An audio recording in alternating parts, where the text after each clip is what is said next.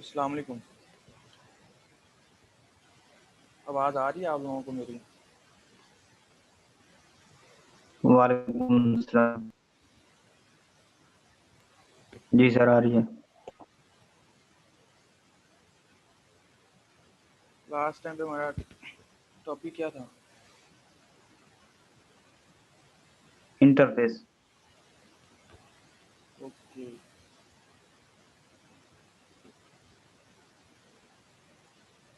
एक minute.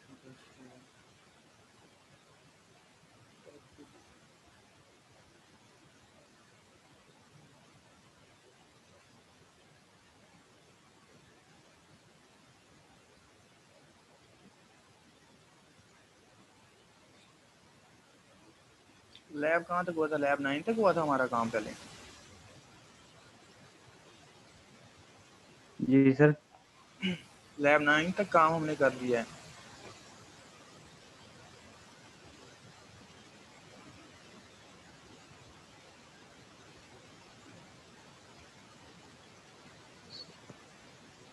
Sir lab numbering का तो पता नहीं। मैं देखता हूँ उसको ना।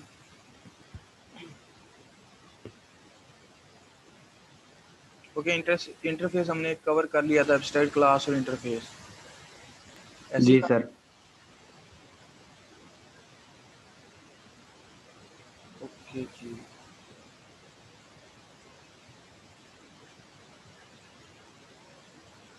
तब हम शेयर कर लेते हैं स्क्रीन। ओके, ये आपको एक्सेप्शन हैंडलिंग वाला जो है, ये स्लाइड का पार्ट नज़र आ रहा है? कहाँ गया?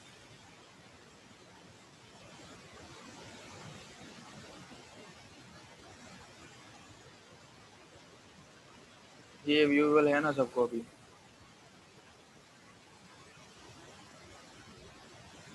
Yes sir. अच्छा जी, अब पहले तो हमें ये यहाँ पर समझना है कि एक्सेप्शन हैंडलिंग हम करते क्यों हैं या एक्सेप्शन होती क्या है।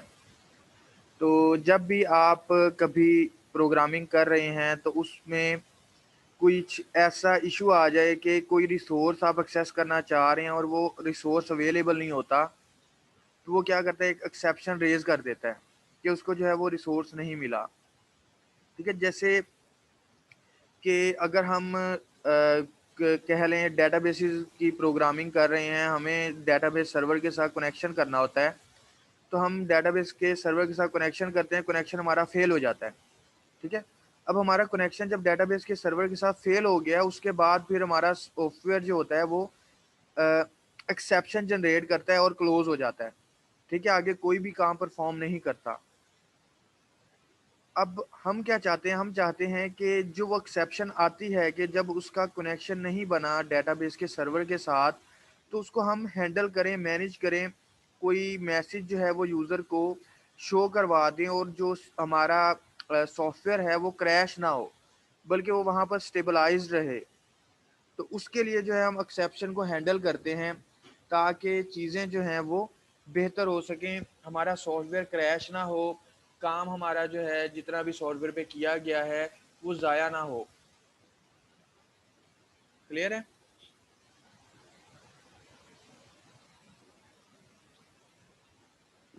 सर दोबारा समझा दें। क्योंकि मैंने बात की है कि अगर हम कोई एप्लीकेशन बनाते हैं ना जिसमें कनेक्टिविटी करनी है, कोई फाइल्स वगैरह ओपन करनी है, तो आपने फर्ज करें कोई एक फ़ाइल ओपन करने की कोशिश की लेकिन वो फ़ाइल अवेलेबल ही नहीं थी, वो सिस्टम में एग्जिस्ट ही नहीं करती थी, तो अब क्या होगा, उसको वो रिसोर्स नहीं मिला, तो रिसोर्स नहीं मिला तो सिस्टम क्या कर जाता है, वहाँ पर क्रैश कर जाता है। ठीक है, यहाँ आपने डेटाबेस के साथ कनेक्शन करवाना था अपनी एप्लीकेशन का, आपकी एप्लीकेशन जो है उसको वो डेटाबेस के साथ कनेक्शन नहीं हुआ और एप्लीकेशन क्या हुई, क्रैश कर गई। या कोई रॉन्ग इनपुट यूज़र ने दे दिया, अब यूज़र आईडी के अंदर सिर्फ और सिर्फ आप टेक्स्ट एंटर कर सकते हैं, टेक्स्ट में भी अल्फ़ाबेट्स आप एंटर कर सकते हैं, टीचर एंटर नहीं कर सकते, लेकिन यूज़र ने टीचर एंटर कर दिया, अब सिस्टम जो है वो क्या होगा, क्रैश हो जाएगा। तो इस तरह के क्रैशेस से बचने के लिए, अनस्टेबिलिटी से बचने के लिए हम क्या करते हैं, हम एक्सेप्शंस को हैंडल करते हैं। ठीक है, वो जो एरर्स हमें पता है कि ये एरर अकर हो सकते हैं, हम उनको क्या करते हैं, यहाँ पर कवर कर लेते हैं पहले ही। हमें पता है कि यूज़र अगर इस तरह से करेगा तो कुछ ऐसा एरर आएगा, तो उस एरर को हम क्या करेंगे, वहाँ पर हैंडल करेंगे, तो उसको हम क्या कहते हैं जी, एक्सेप्शन हैंडलिंग।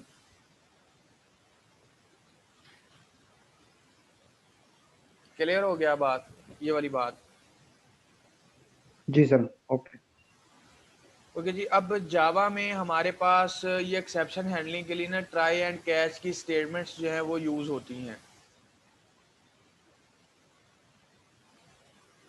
ठीक है। अब ट्राई स्टेटमेंट क्या कहती है? ट्राई स्टेटमेंट स्पेसिफाई करती है वो ब्लॉक ऑफ कोड जिसको हमने टेस्ट करना है जब कोई एरर आता है, ठीक है। मतलब जितना हमारा कोड है जिसमें हमें लगता है कि एरर आएगा, उसको हम क्या करते हैं, ट्राई ब्लॉक में लिख देते हैं।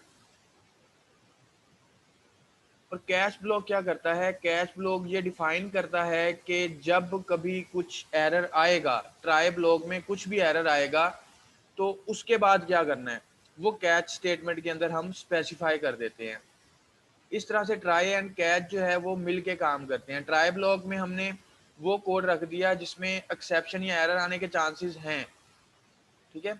या फर्ज करें हम डिवीजन कर रहे हैं, डिवाइडेड बाय एनी नंबर, किसी भी नंबर को हम जीरो से डिवाइड करेंगे तो आउटपुट जो है वो अनस्टेबलाइज्ड हो जाती है, वो एक्सेप्शन रेज होती है डिवाइडिंग बाय जीरो के केस में। तो उसको हम क्या करेंगे, डिवाइडिंग बाय जीरो, जहाँ पर भी डिवीजन हो रही है ना, जहाँ पर हमें पता है कि यूज़र जो है वो जीरो एंटर कर सकता है, तो वहाँ पर हम क्या करेंगे, उस डिवाइडिंग वाली जितनी भी लॉजिक होगी उसको हम ट्राई ब्लॉक में लिख देंगे। और कैच ब्लॉक में हम क्या लिखेंगे कि हम अगर वो ट्राई ब्लॉक में एक्सेप्शन या एरर आ जाता है तो फिर क्या करें, वो फिर कैच ब्लॉक में आएगा। कैच ब्लॉक में भी हम उसको एरर प्रिंट करवा दें यूज़र को कि जी आपने किसी जो है ना नंबर को डिवाइड करना चाह रहे हैं जीरो से, जो कि इम्पॉसिबल है, ठीक है। तो अब ट्राई एंड कैच कीवर्ड्स को हम इकट्ठा ही यूज़ करते हैं। कैसे करते हैं? ट्राई ब्लॉक होता है आपके पास, फिर ये कैच ब्लॉक होता है। अब कैच ब्लॉक में आप यहाँ पर अगर देखें तो हमारे पास ये एक पैरामीटर भी दिया जा रहा है, एक्सेप्शन ई, ठीक है। तो ये जब भी कोई एक्सेप्शन आएगी ट्राई ब्लॉक के अंदर, तो वो ये इस पैरामीटर के अंदर स्टोर हो जाएगी ई के अंदर। और फिर हम उसको आगे यहाँ पर फिर हैंडल कर सकते हैं, हम मे भी कोई मैसेज प्रिंट करवा दें, या फिर हम वो एक्सेप्शन जो है वो प्रिंट करवा दें कि ये एक्सेप्शन जो है वो क्या आई है।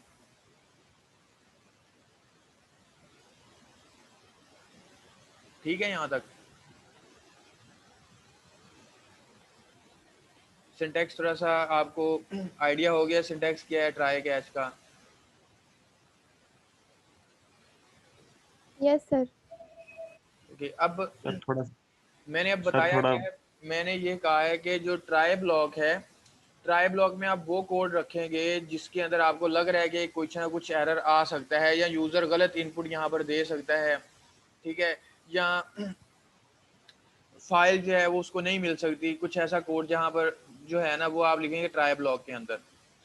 कैच ब्लॉक में आप क्या करेंगे, कैच ब्लॉक में अगर वो एरर रखना हो जाता है ट्राई ब्लॉक में, उसके बाद क्या करना है, कोई मैसेज प्रिंट करवाना है या कुछ उसको मेन मेन्यू पे लेके जाना है, जो कुछ भी करना है वो आपने इस कैच ब्लॉक के अंदर डिफाइन करना है। बेसिकली जो हमारी अभी प्रैक्टिस चलेगी उसमें हम क्या करेंगे, कैच ब्लॉक में हम मैसेज प्रिंट करवाएंगे कि ये वाला एरर आया है, आपको इनपुट जो है वो चेक करनी पड़ेगी कि आप कहीं डिवाइडेड बाय ज़ीरो तो नहीं कर रहे, या कोई अगर फाइल हैंडलिंग का प्रोग्राम आपने लिखा तो उसमें आप कह देंगे जी ये जो फाइल है ये फाउंड नहीं हुई, तो आप क्या करें, दोबारा से चेक करें फाइल अवेलेबल है भी या नहीं।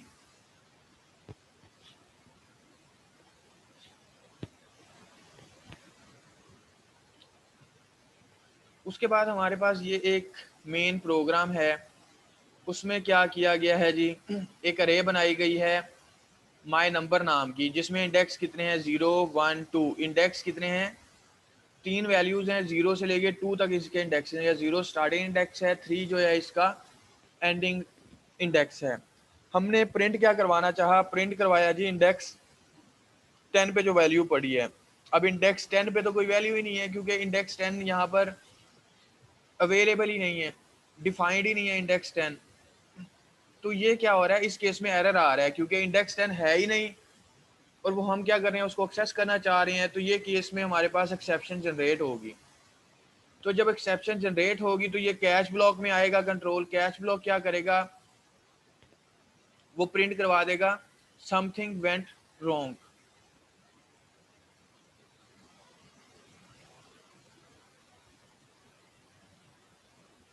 ये पॉइंट क्लियर हुआ? सर रिपीट कर दे। यहाँ पर ना हमारे पास एक प्रोग्राम लिखा हुआ है जिसके अंदर हमारे पास बनी है जी अरे। अरे में स्टार्टिंग इंडेक्स 0, एंडिंग इंडेक्स क्या है 2 है। 3 वैल्यूज अरे के अंदर स्टोर की गई हैं। अब हमने क्या कर दिया, हमने प्रिंट करवा दिया। हमने कहा है जी यहाँ पर ये डिफाइन किया अरे, यहाँ पर हमने कहा है जी इंडेक्स 10 पे जो वैल्यू पड़ी हुई है उसको प्रिंट करवाओ। अब इंडेक्स 10 तो यहाँ पर है ही नहीं, ठीक है ना, जनरेटेड ही नहीं है इंडेक्स 10।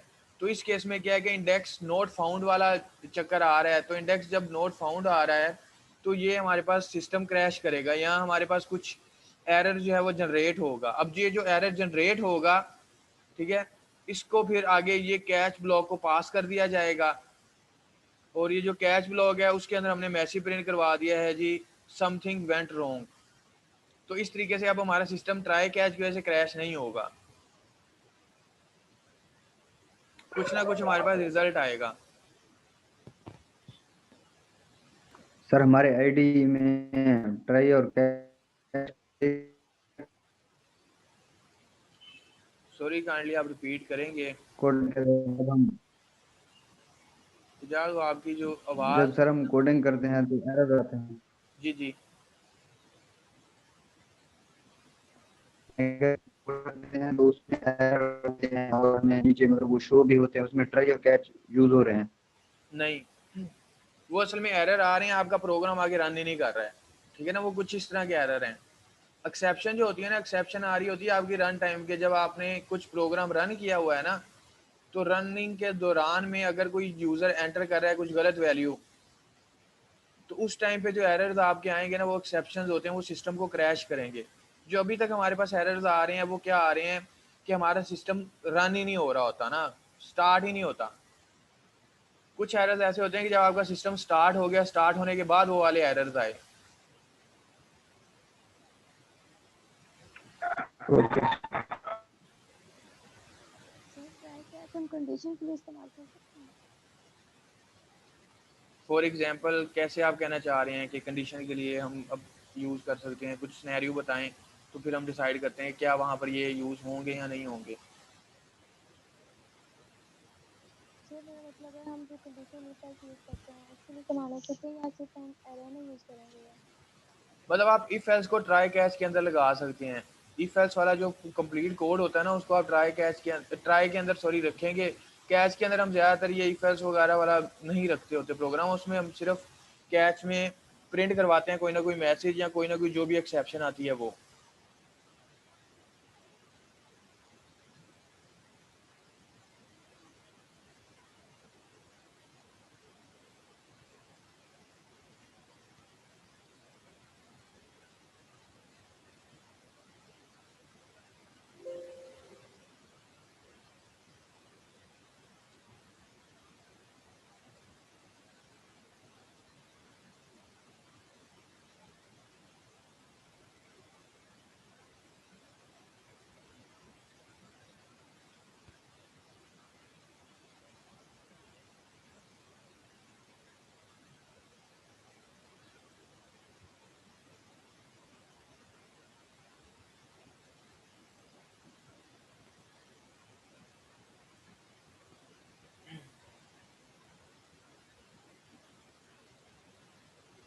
ये हमारे पास लैब 10 आ गई, इसमें हम कर लेते हैं। एक क्लास है, आई थिंक आपको आईडी ही हमारा नज़र आ रहा है ना सबको?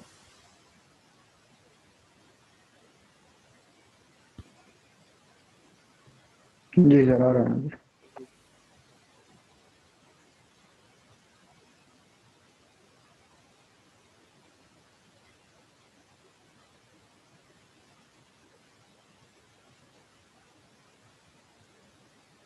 ये हमारे पास एक मेन फंक्शन आया है। मैंने यहाँ पर कोड लिखा है जी int my ARR is equal to,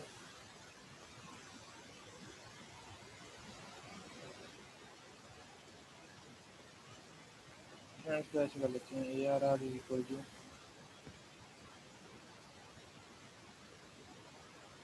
1 5 6 7 और यहाँ पर मैं क्या करता हूँ system dot out dot print line और यहाँ पर हम क्या करते हैं माई ARR इंडेक्स 20 पे जो वैल्यू पड़ी है उसको क्या करो यहाँ पर प्रिंट करवा दो। और अब हम इसको क्या करते हैं एग्जीक्यूट करते हैं। ये क्या कर रहे हैं एक्सेप्शन, ये हमें कह रहे हैं जी एक्सेप्शन है किसी थ्रेड के अंदर इंडेक्स आउट ऑफ बाउंड की।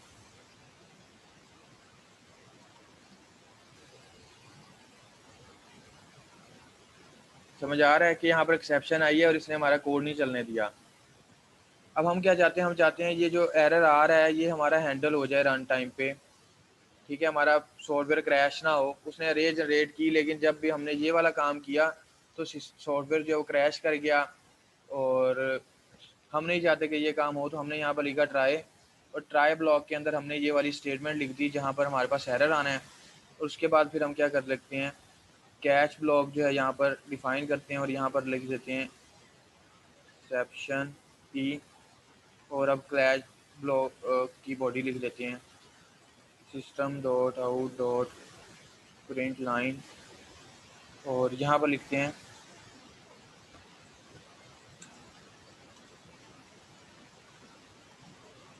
ठीक हो गया।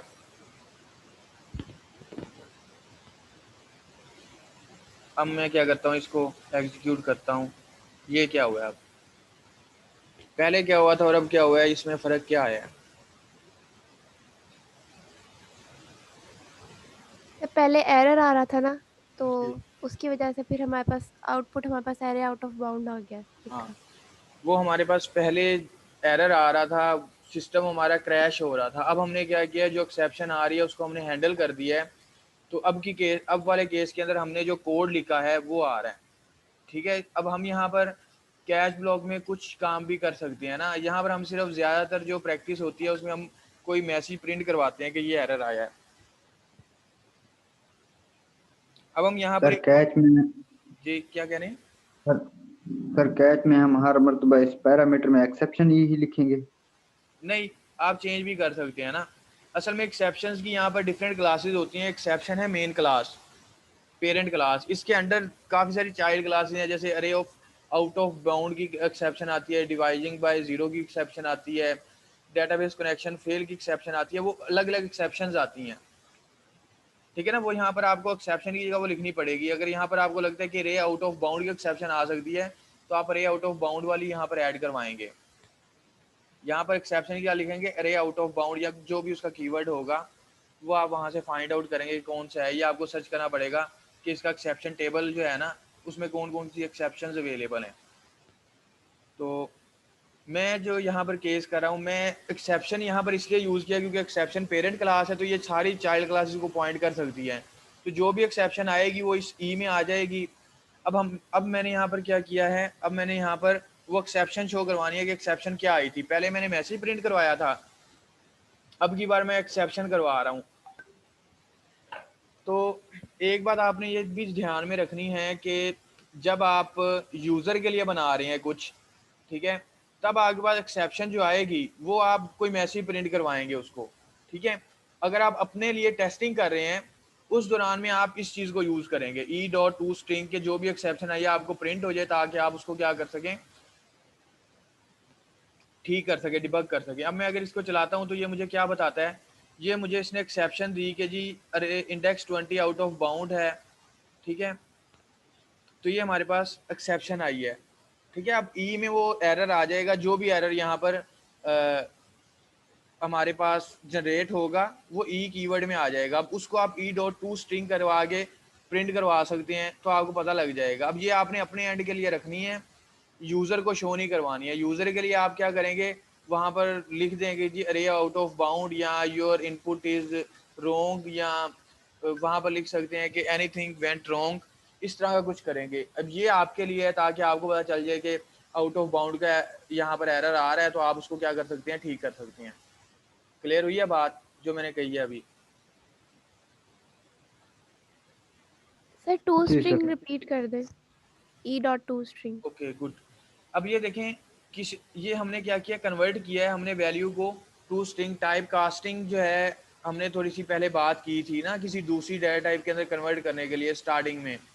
तो यहाँ पे ये टू स्ट्रिंग क्या करता है, ये हमने कन्वर्ट किया है। एक्सेप्शन ई जो है वो ऑब्जेक्ट टाइप का होगा या एक्सेप्शन टाइप का होगा। उसको अगर हमने प्रिंट करवाना है जब भी, तो हमारे पास ये प्रिंट एलन के अंदर स्ट्रिंग प्रिंट होती है। तो हम क्या करते हैं, कोशिश करते हैं ई डॉट टू स्ट्रिंग करते हैं कि जो भी मैसेज है वो हमें स्ट्रिंग में कन्वर्ट होके स्क्रीन पे प्रिंट हो जाए।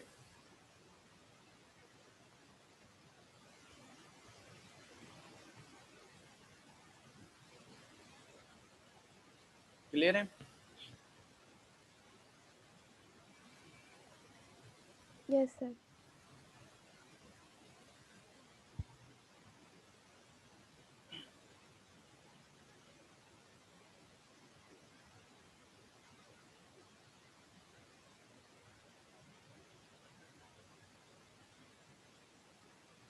ओके जी, अब हम नेक्स्ट मूव कर लें।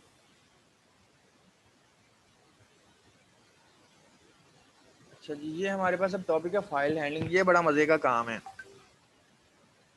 ठीक है, अब आपको एक्सेप्शन हैंडलिंग बता दी गई है। आपको पता है कि कहीं पर अगर कोई फ़ाइल मिसिंग है, फ़ाइल जनरेट नहीं हुई, फ़ाइल ओपन नहीं हुई, तो क्या होगा, कुछ ना कुछ एरर आएगा या कुछ ना कुछ एक एक्सेप्शन जनरेट होगी। हमें प्रोग्राम को स्टेबल रखने के लिए क्या करना होता है, उस एक्सेप्शन को हैंडल करना होता है ताकि प्रोग्राम जो है वो वर्किंग में रहे। तो अब फाइल हैंडलिंग क्या है कि हमारे सिस्टम के अंदर, आपको भी पता है, मुझे भी पता है कि डिफरेंट फाइल्स हम लोग जो हैं वो क्रिएट करते हैं, उन फाइल्स को रीड करते हैं, ओपन करते हैं, ऐसे ही है।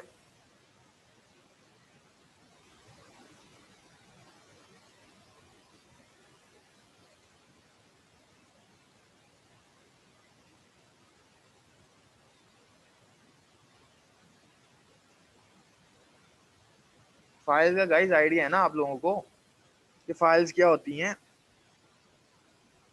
Yes sir. तो अब आप डिफरेंट फाइल्स जो हैं वो क्रिएट करते हैं, ओपन करते हैं, उनमें कुछ ना कुछ डाटा राइट करते हैं, उसको क्लोज कर देते हैं। मतलब everything in a computer is a file. अब वो फाइल की एक्सटेंशन या टाइप डिफरेंट हो सकती है। कुछ एक्जी फाइल्स होती हैं, कुछ टेक्स्ट फाइल्स होती हैं, कुछ हमारे पास वर्ड फाइल्स होती हैं, वर्ड डॉक्यूमेंट्स होते हैं, एक्सेल शीट्स होती हैं, एक्सेल फाइल्स होती हैं, पावर पॉइंट स्लाइड्स होती हैं, डीएलएल लाइब्रेरीज होती हैं। ठीक है, जावा के कोड की फाइल्स होती हैं, पीएचपी के कोड की फाइल होती है, सी प्लस प्लस के कोड की फाइल्स होती हैं। तो तमाम फाइल्स जो हैं इनकी एक्सटेंशंस इनकी टाइप के हिसाब से डिफरेंट होती हैं। टेक्स्ट फाइल की एक्सटेंशन डॉट टीएक्सटी होती है, एक्जी फाइल की एक्सटेंशन डॉट एक्जी होती है, बाइनरी फाइल की एक्सटेंशन जो होती है वो डॉट बिन होती है। ठीक है ना? तो इस तरह से हमारे पास डिफरेंट एक्सटेंशंस आती हैं, डिफरेंट टाइप की फाइल्स आती हैं। हमें क्या करना है फाइल हैंडलिंग में, हमें ये सीखना है कि हम इन फाइल्स को किस तरह से मैनेज कर सकते हैं। जो हम ज़्यादा काम करेंगे, हम काम करेंगे टेक्स्ट फाइल पे, कि टेक्स्ट फॉर्म में डाटा जो है हमने कैसे स्टोर करना है, कैसे रीड करना है, कैसे राइट करना है। तो आप लोगों को याद ही होगा कि मैंने कहा था कि आप लोगों ने प्रोजेक्ट्स जो हैं वो करने हैं, ठीक है, अपनी मर्जी के। उसमें 3 फंक्शनैलिटी होनी चाहिए, डाटा को इंसर्ट करें, अपडेट करें, डिलीट करें, फाइंड करें, कुछ इस तरह का काम आपने करना था। अब वो डाटा जो है हम क्या करेंगे, फाइल में रीड करेंगे, फाइल से राइट करेंगे, फाइल में अपडेट कर सकते हैं और फाइल से डिलीट कर सकते हैं। उसके अलावा फाइल में से फाइंड भी कर सकते हैं। ठीक है ना? तो हमने ये देखना है कि फाइल को हैंडल हम कैसे कर सकते हैं, मतलब फाइल क्रिएट कैसे होगी, फाइल अपडेट कैसे होगी।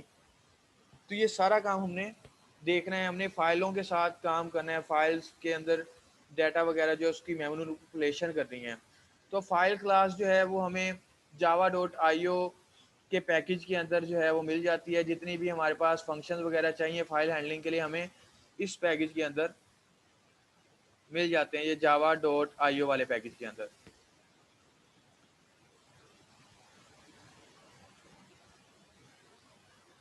अब हमें जब भी फाइल के साथ काम करना है तो हमें पता है कि फाइल मैनेजमेंट विंडोज़ में किस तरह से है कि हमारे पास पहले ड्राइव्स होती हैं, ड्राइव्स में डायरेक्टरीज होती हैं, डायरेक्टरीज के अंदर फिर फोल्डर्स होते हैं, उन फोल्डर्स में फाइल्स होती हैं। तो ये हायरार्की आई थिंक आप सबको पता होगा, आपने इंट्रोडक्शन टू कंप्यूटिंग में भी पढ़ा होगा, वैसे भी आपको आइडिया है सब लोगों को ना कि फाइल्स को ग्रुप किया जाता है, फोल्डर को ग्रुप किया जाता है किसमें, डायरेक्टरी में, और डायरेक्टरीज जो होती हैं वो ग्रुप होती हैं ड्राइव्स में।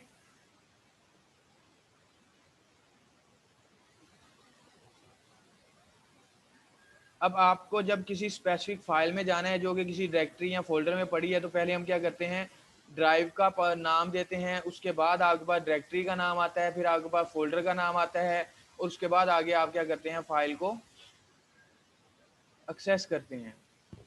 ऐसे ही होता है ना कंप्यूटर के अंदर, आपने जब भी कंप्यूटर यूज़ किया है, कोई फाइल ओपन करनी है तो पहले आप ड्राइव में जाते होते हैं, फिर डायरेक्टरी में, और फिर फोल्डर में, और वहाँ से जाके फाइल जो है वो ओपन कर लेते हैं। Yes sir. सर ठीक है ना। तो अब यहाँ पर भी जैसे आप वहाँ पर पाथ दे रहे हैं, यहाँ पर हमें भी कोडिंग में भी इस तरह से पाथ दे के ना फाइल्स को एक्सेस करना है। अब यहाँ पर एक हमने इंपोर्ट करवा ली है जी java.io.file, ठीक है। उसके बाद आपने यहाँ पर अगले स्टेप में क्या किया है कि फाइल का ऑब्जेक्ट क्रिएट किया है, file my object new file. और अब ये देखें, इसका जो कंस्ट्रक्टर है फाइल का, उसमें क्या है, आप स्ट्रिंग टाइप का कोई ना कोई पैरामीटर प्रोवाइड करते हैं, और वो स्ट्रिंग टाइप का पैरामीटर क्या होता है, फाइल का नेम या फाइल का पाथ।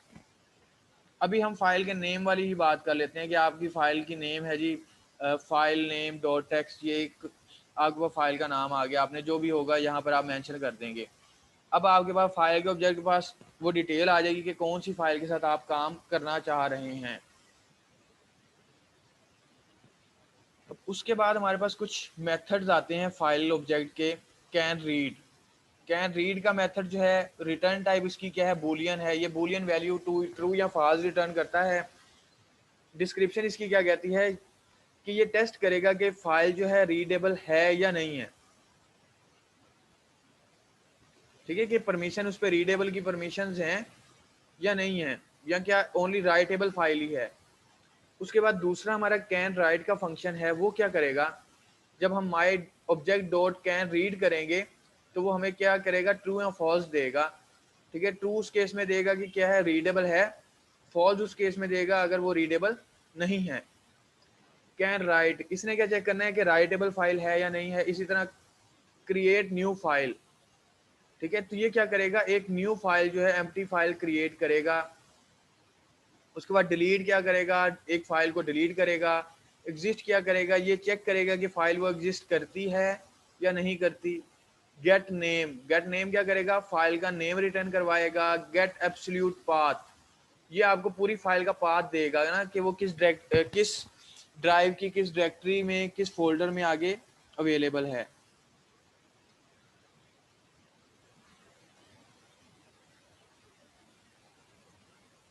ठीक है ना। अब आप जब भी कभी लैंग्वेजेस की डॉक्यूमेंटेशन उठाया करेंगे ना, तो उसके अंदर से किसी भी चीज़ या फंक्शन को लर्न करने का इजी वे क्या है कि आप ना उसका टेबल उठाएं। उसमें ना टेबुलर फॉर्म के अंदर डाटा दिया होता है at the end of the page कि इसमें कौन कौन से मेथड्स हैं। किसी भी लैंग्वेज के अंदर आप काम करेंगे, जिसके अंदर भी करें, उसके जो मेथड्स आपको टेबल की फॉर्म में दिए गए होंगे, वहाँ से आपको क्लियर हो जाया करेगा। अब आप जब इसकी डिस्क्रिप्शन पढ़ते हैं ना, तो आपको आइडिया होता जाएगा कि ये क्या कर रहा है। अब यहाँ पर जावा में कुछ फंक्शंस और हो सकते हैं, फाइल हैंडलिंग के C++ में कुछ और होंगे, ठीक है ना, मतलब उनके फंक्शंस के नेम कुछ और होंगे। काम हम यही करेंगे, ये वाले जो स्पेसिफिक हैं।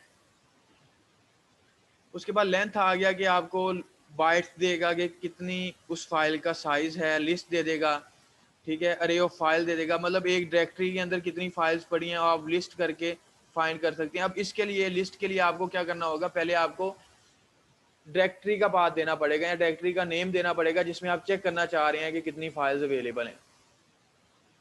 फिर mkdir क्या करेगा, एक डायरेक्टरी क्रिएट करेगा। तो ये टेबल में हमारे पास कुछ फंक्शंस थे, इसको आपने क्या करना है, पढ़ लेना है और याद भी कर लेना है कि इसका क्या क्या मकसद है।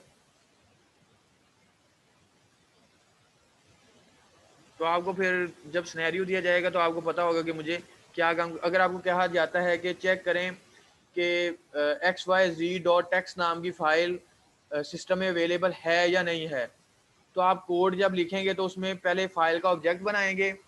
उसके बाद आप क्या करेंगे, ऑब्जेक्ट डॉट एग्जिस्ट लगा के फिर उसमें फाइल का नाम दे के चेक करेंगे कि वो फाइल अवेलेबल है या नहीं है। अब अगर आपने यहाँ पर एक जावा फाइल क्रिएट करनी है, क्रिएट न्यू फाइल का मेथड आप यहाँ पर यूज़ करेंगे।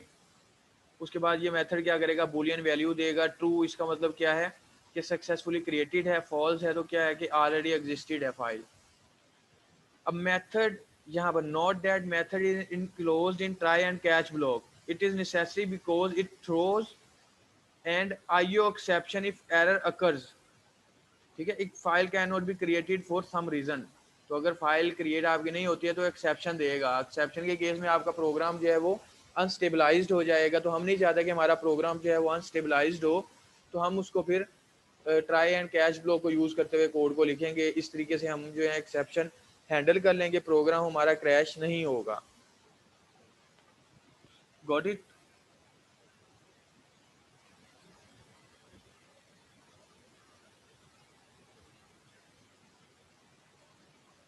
ओके जी, अब आपके पास कोड है।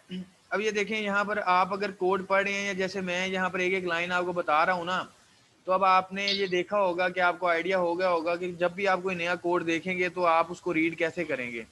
एक तो अक्सर जब भी आप कोड खुद लिखते हैं तो उसमें कोशिश करें कि कमेंट्स दे दें, ताकि जब अगर आपने वो कोड शेयर करना है किसी और पर्सन के साथ तो उसको पढ़ने में आसानी हो।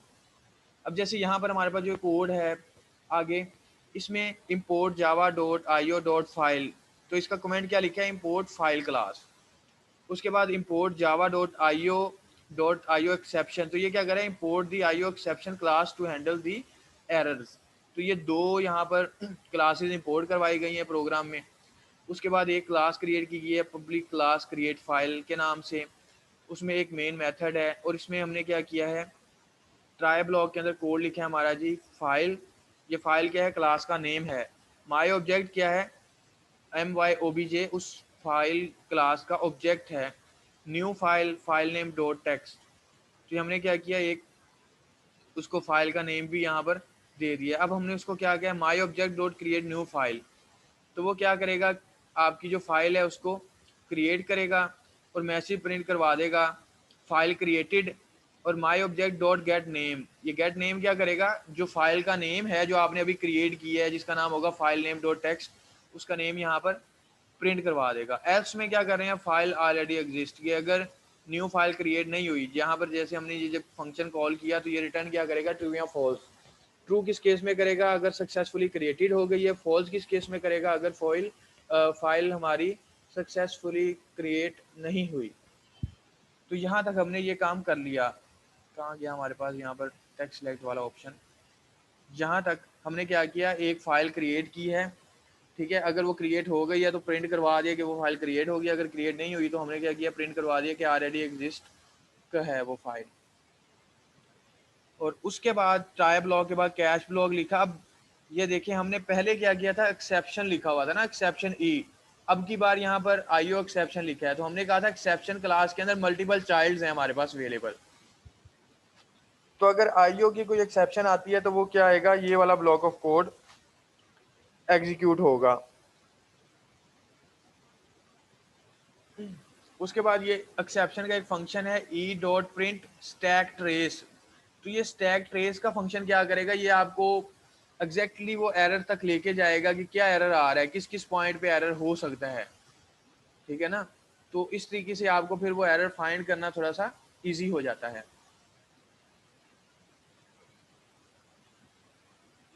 क्लियर हुआ आपको कि आप कोड किस तरह से पढ़ेंगे, किस तरह से आप अभी फाइल क्रिएट करेंगे। यहाँ ये लिखा हुआ थोड़ा सा अंडरस्टैंड हुआ है ना अभी तक के लिए।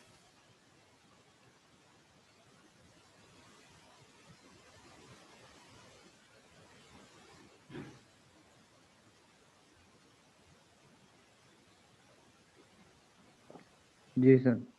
ओके, अब मैं क्या करता हूँ, ये मेरे पास एक फाइल है बड़ी, इसके अंदर मैं इसको कमेंट कर देता हूँ।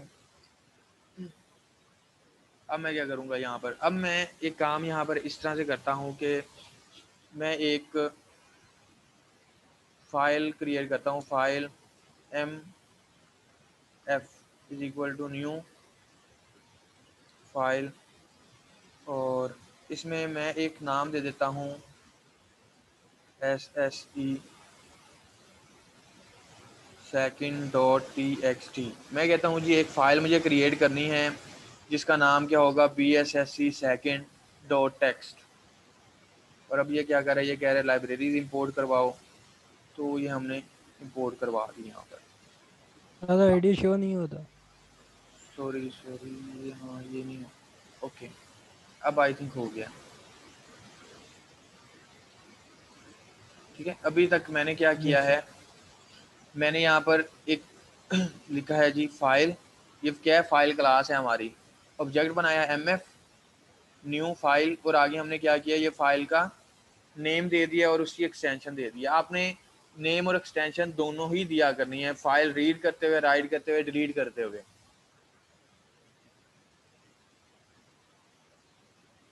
ठीक है,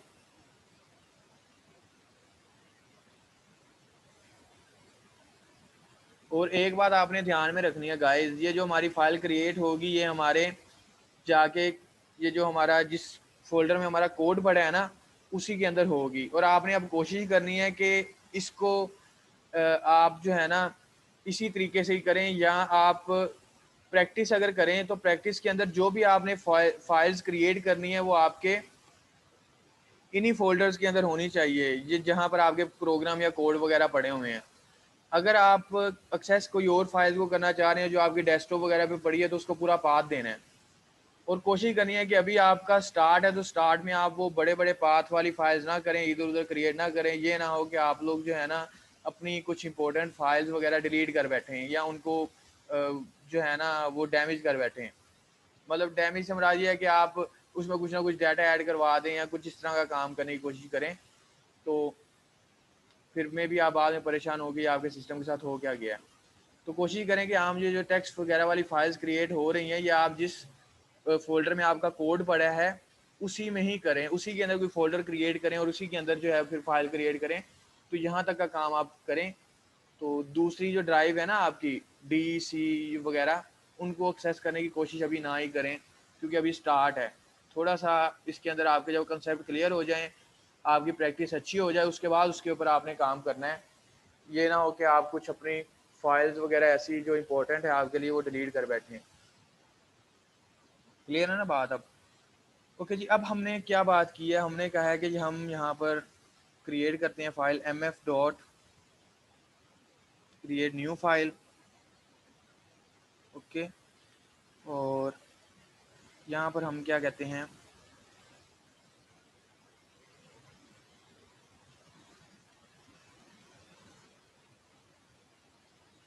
आउट डॉट प्रिंट लाइन।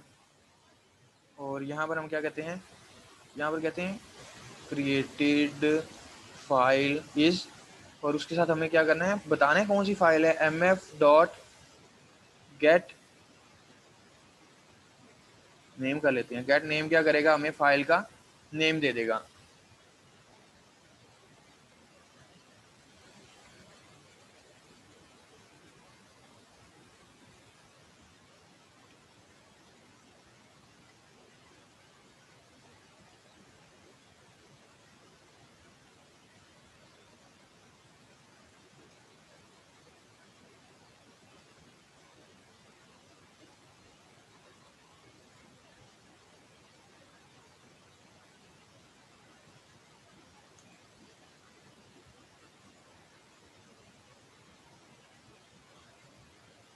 ये हमें क्या कह रहा है, इसकी भी सुनिए।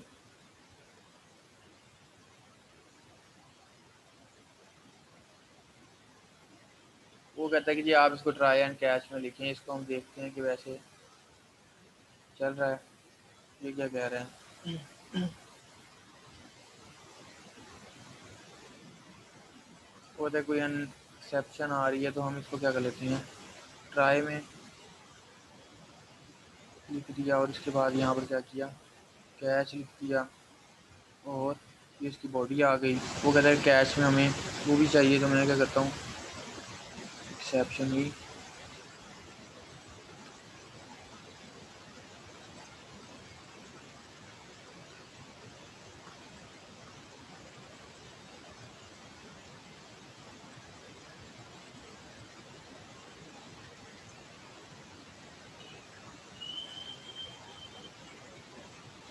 ये क्या हुआ इसको, बस ई डॉट टू स्ट्रिंग कर दिया कि हमारे पास जो मैसेज है वो टू स्ट्रिंग का।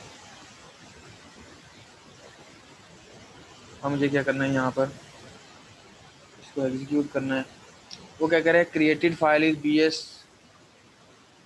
BSSC second dot text. तो कहते हैं जी फाइल जो आपकी क्रिएट हो गई है, ठीक है। ये जो हमने नाम यहाँ पर दिया था उसने हमें प्रिंट भी करवा दिया ना। अब हमें जाके देखना है कि ये फ़ाइल कहाँ पड़ी है। तो मैं ये SRC पे राइट क्लिक करके इसकी प्रॉपर्टीज़ में गया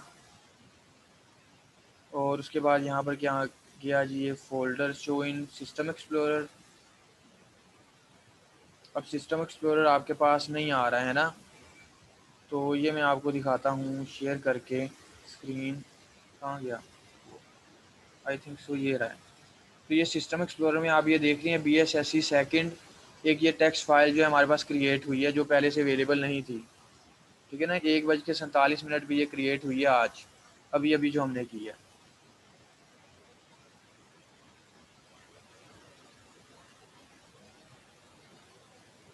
क्लियर है ये पॉइंट कि कैसे आपने फाइल जो है वो क्रिएट की है।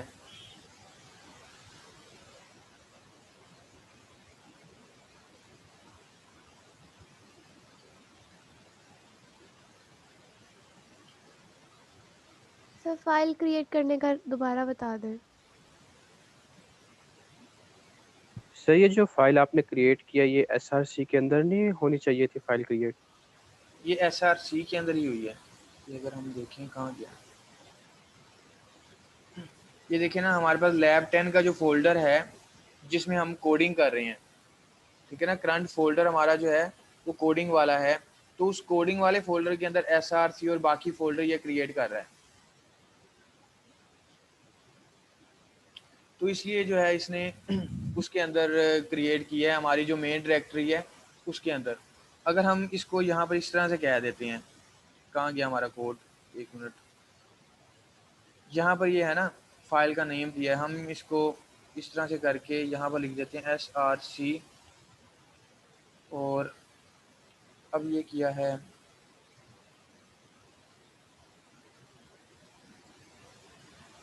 उसके बाद क्या करेंगे, ये ऐड लगा दें। ऐड यहाँ पर काम करते हैं भला,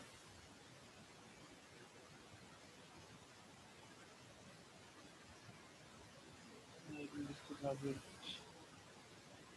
इसके में कुछ बैकस्लैश था काम करता। ओके, ऐसे करके इसको अब देखते हैं कि ये फाइल हमारी कहाँ पर लेके जाता है। ओके जी, ये कह रहा है कि जी system can not find the path specified, तो इसको पाथ नहीं मिल रहा है SRC फोल्डर का।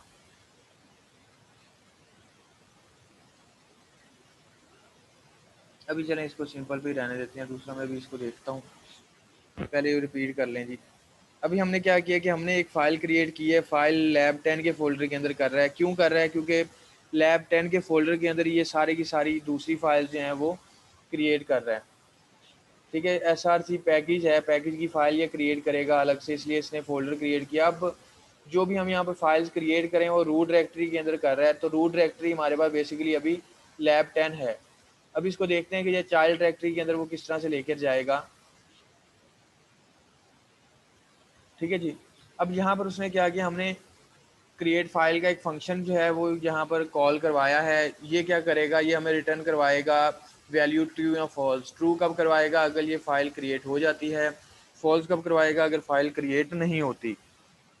तो अगर क्रिएट हो जाती है तो हमें ये मैसेज शो हो, अगर क्रिएट नहीं होती तो हमें ये मैसेज शो हो। अगर कोई एक्सेप्शन आ जाती है फाइल क्रिएशन के दौरान में तो हमें क्या हो, फिर यहाँ से ये वाला मैसेज जो है वो प्रिंट हो।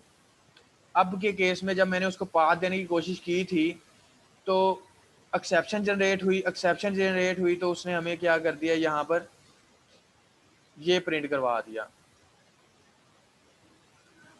समझ रहे हैं। अब अगर मैं इसको कहूँ ई डॉट, तो बस ट्रैक था,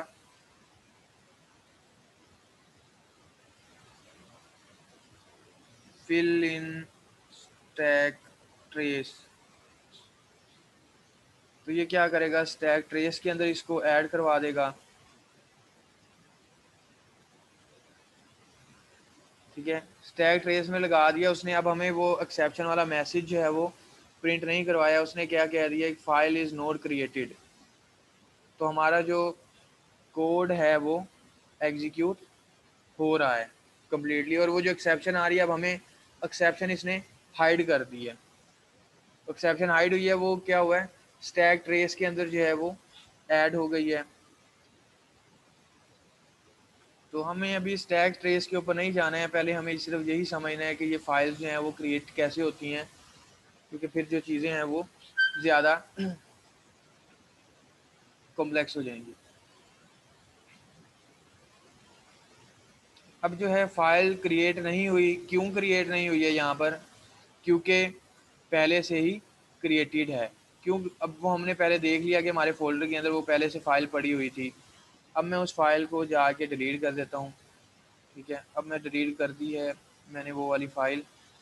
तो आपके साथ आई थिंक यही आईडी शेयर था। अब मैं इसको दोबारा से एग्जीक्यूट करता हूँ, तो वो क्या करेगा, BSSC सेकंड डॉट टेक्स्ट जो है वो उसने क्रिएट कर दिया।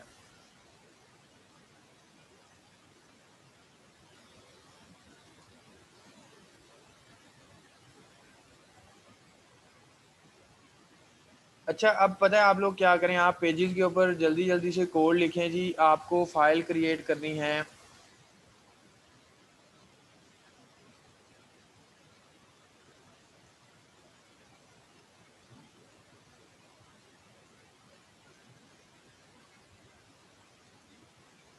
सर अगर यहाँ पे फाइल क्रिएट हो गई है तो एल्स वाला पार्ट होगा, जी अगर नहीं हुई तो अगर यहाँ पे फाइल क्रिएट हो गया तो इफ वाला पार्ट वहाँ पे प्रिंट होगा, जी, अगर नहीं हुई तो एल्स वाला। तो यहाँ पे कैच का काम क्या होगा?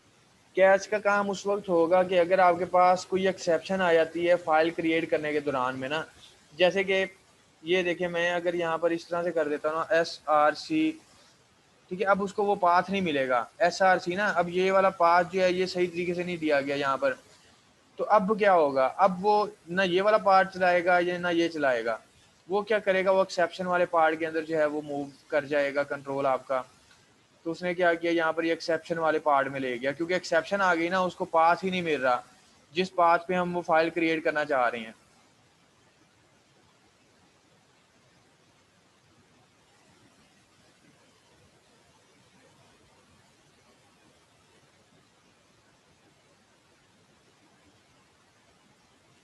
सर हमने SRC तो लिखा ही नहीं है, तो अगर उसे ना लिखें तब भी तो उसका कोई काम नहीं है, तो फिर हम ट्राई कैच लगा क्यों रहे हैं यहाँ पे? ट्राई कैच हम इसलिए लगा रहे हैं कि इन दी केस अगर फाइल क्रिएट ही नहीं होती है, कुछ ऑप्शन आ जाते हैं या हमारी ड्राइव के ऊपर कुछ ना कुछ पॉलिसीज़ लगी हुई हैं कि ड्राइव के अंदर कोई फाइल क्रिएट ही नहीं कर सकता कोई और पर्सन, तो उस वक्त पे जो है वो एक्सेप्शन क्रिएट हो जाएगी हमारी ना। तो उस एक्सेप्शन को हैंडल करने के लिए हम चाह रहे हैं कि हम उसको हैंडल करवा दें पहले से ही।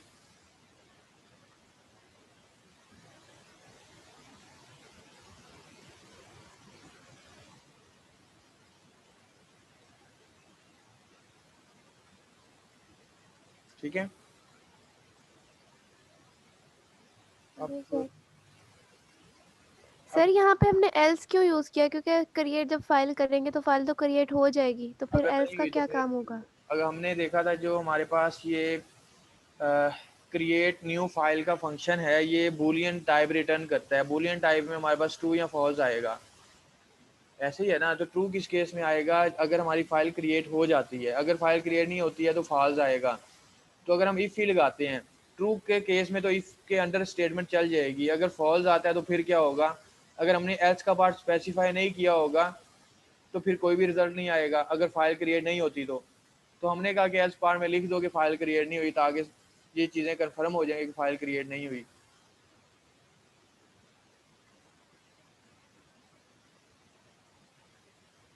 ठीक है, अब की बार मैं इसको क्या करता हूँ, ये SRC वाले फोल्डर में करना है, तो मैं इसका पूरा पाथ दूँ यहाँ तक। तो अब क्या हम इसको देखें, या इसको ऐसे कर लेते हैं कि इतना पाथ दे के देखते हैं। ठीक है, कि सोर्स के फोल्डर में जाओ, लैब 10 में था ना पहले क्रिएट हो रहा, अब ये SRC में जाएगा और वहाँ पर जाके ये फाइल क्रिएट करेगा। वो सिंगल स्लैश था, ये काम नहीं करता, इसको डबल स्लैशेस आपको लगाने पड़ेंगे। अब हम क्या करते हैं जी, इसको एग्जीक्यूट करते हैं। वो कहते हैं जो आपने पाथ स्पेसिफाई किया है वो सही नहीं है, अभी भी सही नहीं कह रहा ये, क्यों, क्या वजह है? मैं इसको यहाँ पर भी लैब 10 भी कर देते हैं। इसको वैसे उठा लेना चाहिए था।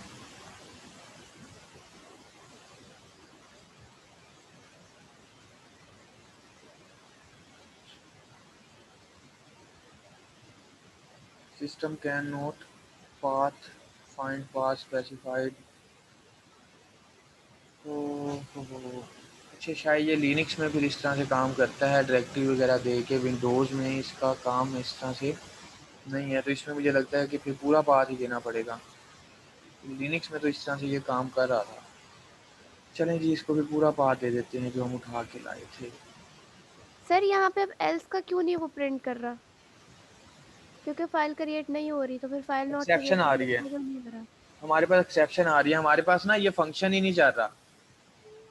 हमारे पास ये दोनों पार्ट कब चलेंगे, ये पार्ट कब चलेगा, जब ये फंक्शन चलेगा। ये फंक्शन चलेगा तब ये वाले पार्ट पे आएगा या इस पार्ट पे आएगा।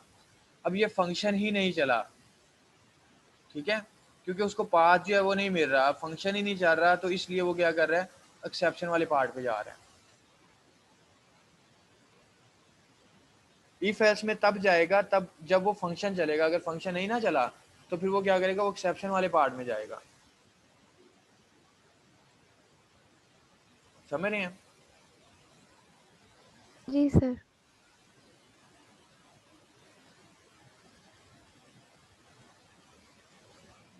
इसको ऐसे करते हैं, अब इसको चलाते हैं। अब इसको एरर देना तो नहीं चाहिए, अब पूरा पाथ दिया है।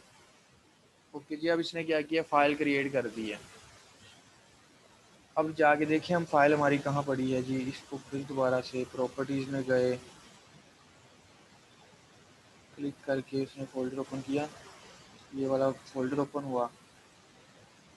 अब आपके साथ वो वाली विंडो करें, तो ये लैब 10, ये लैब 10 में पड़ा है। अब एक तो यहाँ पर पड़ा है ना पहले वाला लैब 10 में जो क्रिएट हुआ था।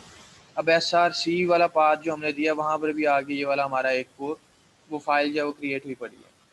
ठीक है, तो अब आपको अगर फाइल किसी स्पेसिफिक जगह पर क्रिएट करवानी है तो आपको वो फुल पाथ देना पड़ेगा। पाथ मैंने कैसे उठाया था, मैंने यहाँ पर ना क्लिक किया और ये जो पाथ आया इसको मैंने यहाँ से कॉपी कर लिया। समझ रहे हैं कि मैंने पाथ कैसे उठाया है? मैंने यहाँ पर ये जो हमारे पास एड्रेस बार आती है ना, इसमें मैंने पूरा पाथ सेलेक्ट करके कॉपी किया था, और कॉपी करने के बाद मैं इस तरह से IDE में आया और यहाँ तक जो है मैंने फिर पेस्ट कर दिया Ctrl V करके। समझ आ गई? पाथ वाला दोबारा बता दें। पाथ वाला मैंने क्या किया है कि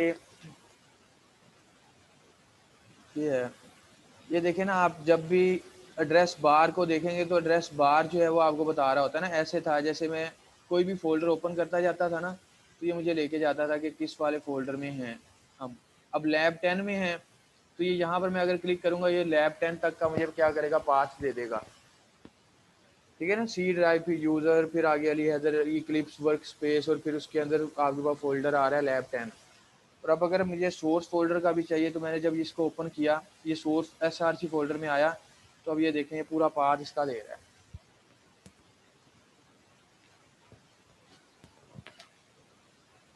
अब क्लियर है कि पाथ कैसे उठाएंगे। आप इसको सिलेक्ट करेंगे यहाँ से और कॉपी कर लेंगे, और जहाँ पर आपको यूज़ करना है उसको पेस्ट कर लेंगे। लेकिन मेरी सजेशन आपको पहले अभी यही है कि आप ये पाथ वाले को भी ट्राई ना करें। आप सिंपली फाइल क्रिएट करके जो है ना वो चेक करें। ये ना हो कि हम उस पर कुछ नए तरीके लगाने लगे और कुछ ऐसी फाइल्स हम डिलीट कर बैठे हैं जो इम्पोर्टेंट हैं हमारी। क्लियर है?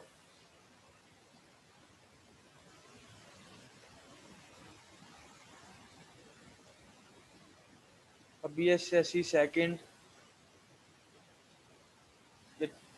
111 लिख दिया। अब दोबारा अगर हम ये फाइल, मैं इसको एग्जीक्यूट करता हूँ तो ये वाली फाइल जो है ये क्रिएट कर देगा SRC फोल्डर में।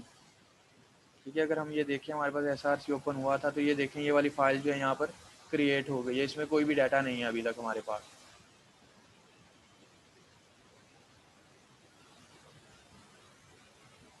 अच्छा जी, अब आप क्या करें, आप जो है ना ये फाइल के लिए कोड लिखें। एक फ़ाइल क्रिएट करनी है आपको जिसका नाम होगा satoop.txt। पेजेस के ऊपर जल्दी जल्दी से ये कोड जो है ना वो लिखें।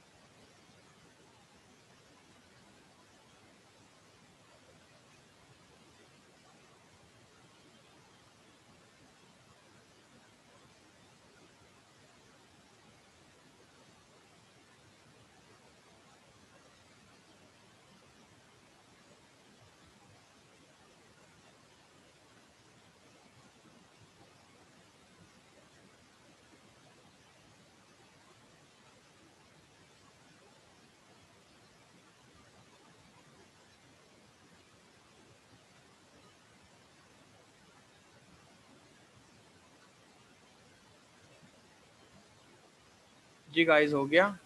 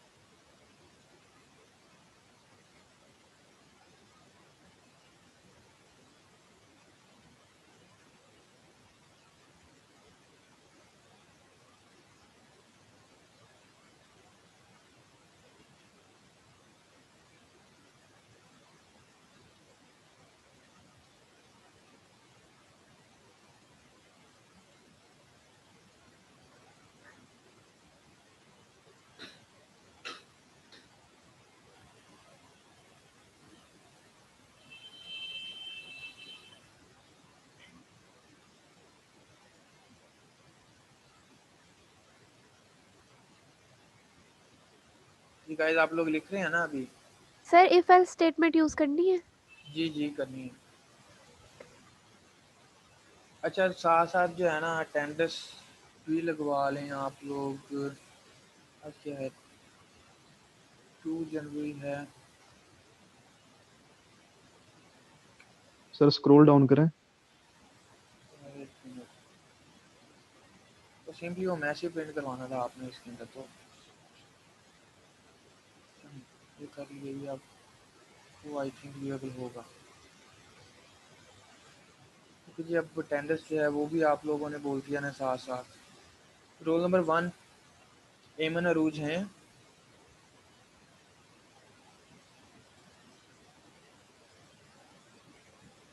एमन अरूज नहीं है जी। रोल नंबर 2 मोहम्मद माज।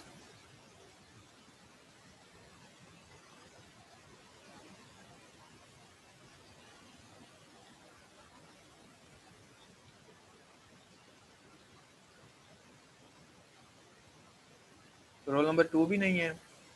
ओके जी, रोल नंबर 3 हमारे पास हैं जी Atif Waheed, Mohammad Atif Waheed.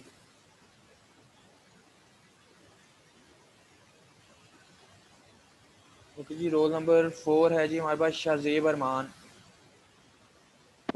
Present sir. Okay जी, रोल नंबर 5 हैं हमारे पास रियाज अहमद।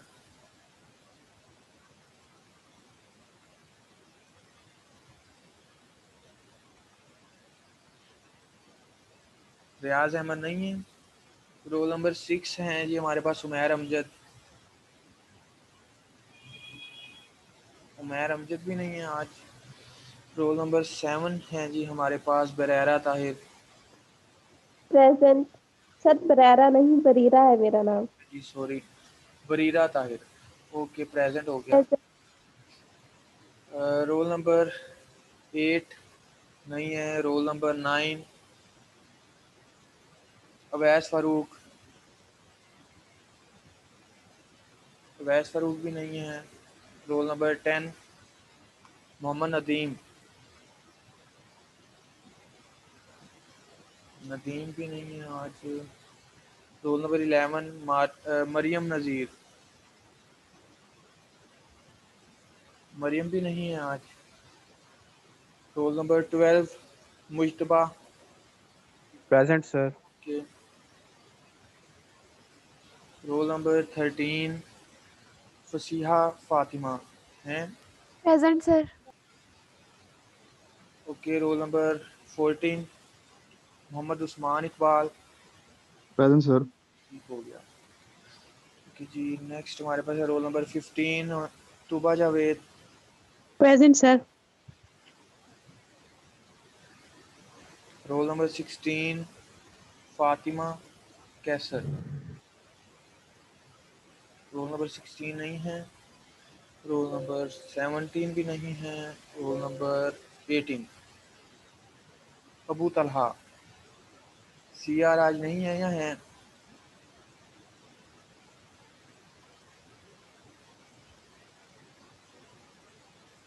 आज तो नहीं है सीआर की क्लास में। 0 ओके।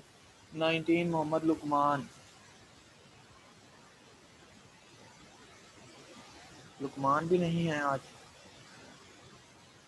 20 उमर अली। ओके।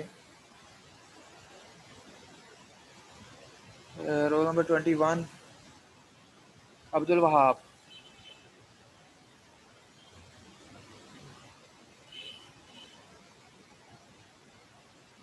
अब्दुल वहाब नहीं है। Roll number 22 Wajeeha Hashmi. वजिया हैं? नहीं है। Roll number 23 Mohammad Ammar Farooq.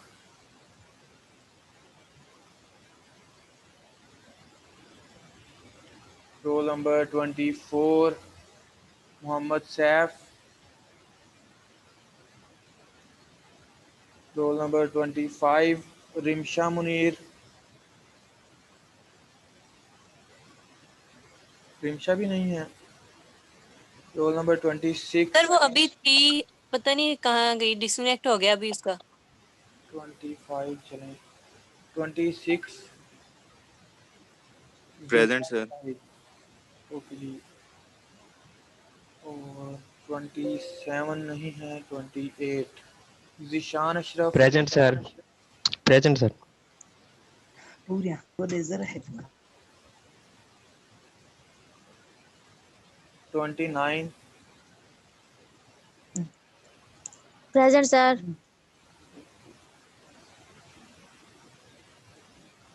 30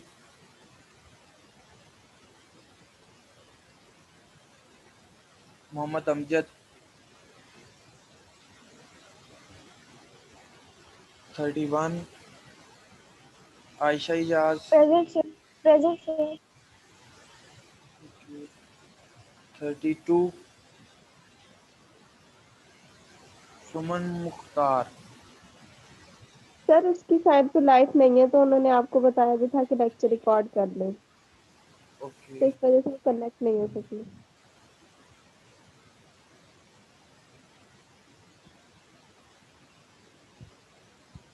roll number 32 okay हो गया। उसके बाद रोल नंबर 33 फैज़ान अली। फैज़ान अली हैं?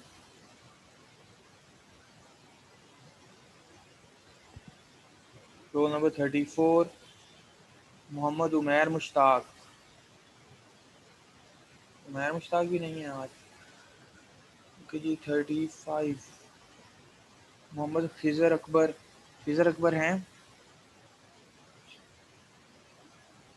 रोल नंबर 36 मोहम्मद रमज़ान हैं? Roll number 37 present sir. Shahzad. Okay. Roll number 37 हो गया। रोल नंबर 38 हाफिज़ मोहम्मद शुहेब। रोल नंबर 38 नहीं है।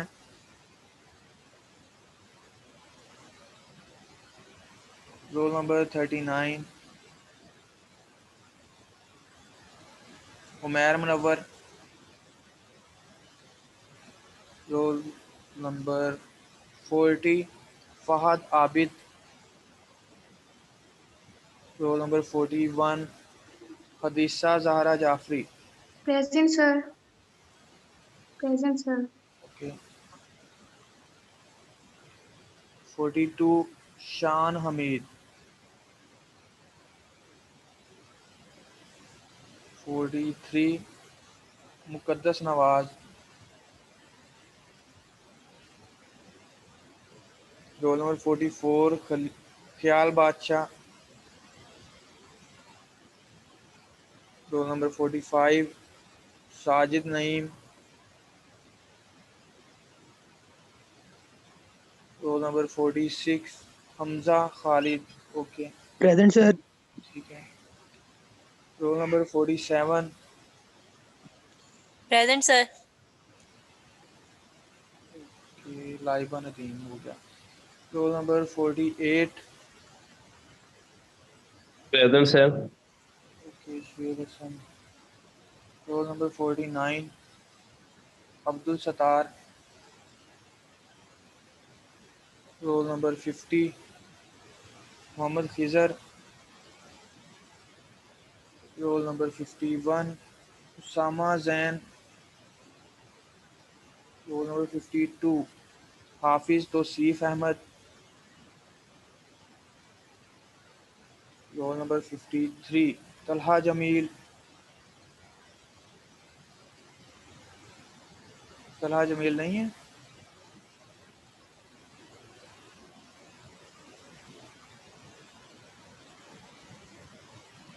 रोल नंबर 54 तलहा जमील हो गया।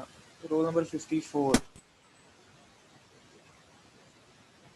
Roll number 54 Samran Ullah.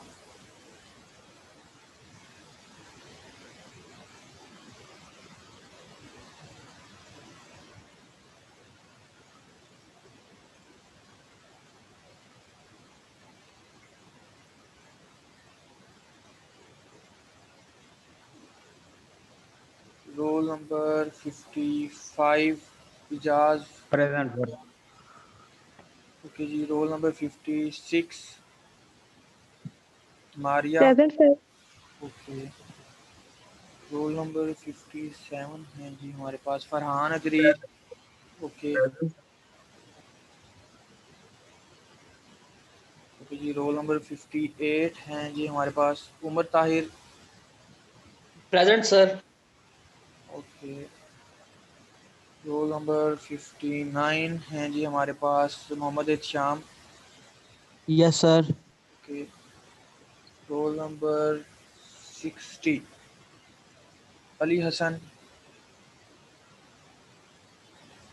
अली हसन नहीं है। Roll number 61 Imtiaz Hasan. Roll number 62 Abdul Manan. Roll number 63 नहीं है। ये तो सारे कंप्लीट हो गए हैं। कोई ऐसा तो नहीं है जिसकी अटेंडेंस नहीं हुई। Yes sir. Roll number 18। Roll number 18018 sir मेरे यस भी सर। नहीं, 016। 041 जीरो 016 अच्छा 16। ओके ओके 016 सर कुछ बच्चे वेटिंग में भी हैं।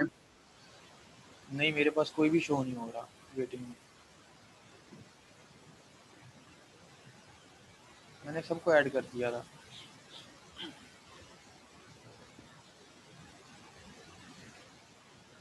जूम पे वेटिंग पे है ना वो।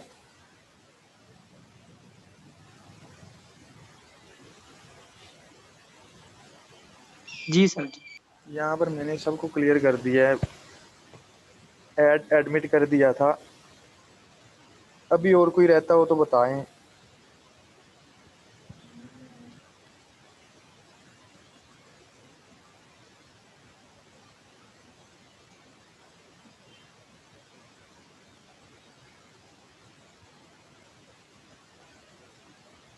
ठीक है जी। अब नेक्स्ट आप लोगों ने वो कोड लिख लिया है यस सर। SATOOP.txt क्रिएट कर लिया है ना। अब आपको आइडिया हो गया कि आप किस तरह से वो क्रिएट करेंगे फाइल को। Yes sir. ओके, अब नेक्स्ट स्टेप हमारे पास आता है कि हमने सर फाइल एरर आ रहा है। क्या एरर आ सर रहा रन नहीं हो रहा, एरर आ रहा है। है? एरर क्या आ रहा है? है? एरर चैट टेक्स्ट के अंदर कॉपी पेस्ट करें अभी।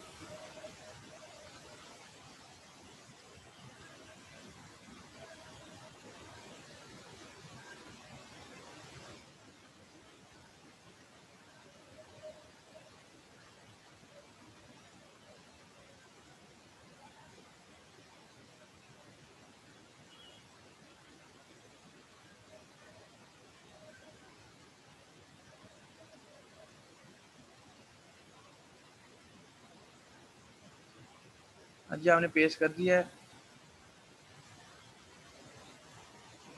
एरर जो आ रहा था चैट बॉक्स में, एरर लिख दिया आपने कि नहीं लिखा अभी तक?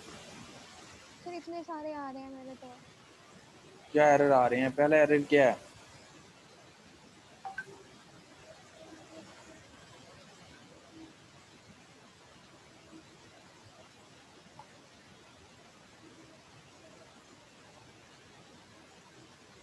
सर पहला तो टाइप का ही आ गया है, file can't be resolve to by type. File type तो इसको इंपोर्ट आपने नहीं किया होगा लाइब्रेरी। ये पहले आपको java.io.files नज़र आ रही है ना लाइन, ये पहले इंपोर्ट करें।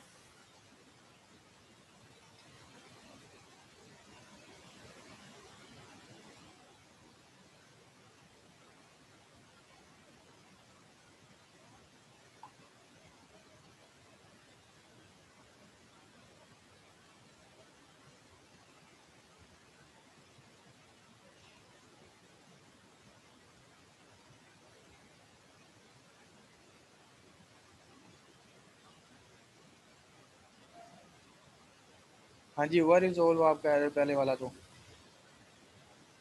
सर अभी भी वही आ रहा है। क्या?